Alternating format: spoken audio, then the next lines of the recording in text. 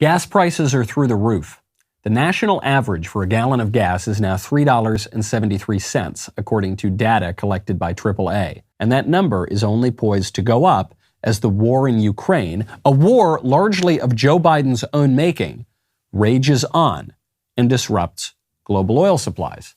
So what does the White House plan to do to give Americans relief at the pump? Why, buy oil from Russia, of course. During those years where it would, take to bring down prices, as you're saying, we should just continue to buy Russian oil?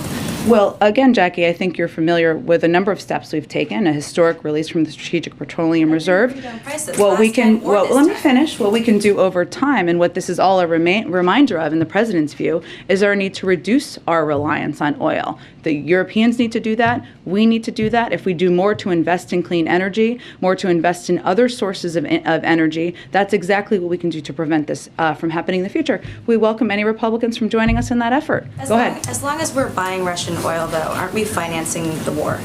Well, Jackie, again, it's only about 10% of what we're importing. I've not made any announcement about any decision on that front, but our objective here and our focus is making sure that any step we take maximizes the impact on President Putin and minimizes it on the American people.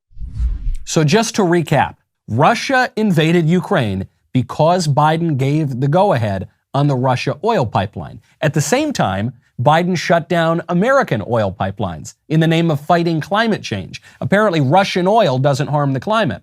Now, Americans are still consuming the same amount of oil, so the only practical effect of crippling the American energy industry is that now we need to import the oil from overseas, including from our enemies, including from Russia, which relies on oil exports to fund the war in Ukraine, which means that Joe Biden's stupid energy policy not only started the war in Ukraine, but is currently funding it with your taxpayer dollars.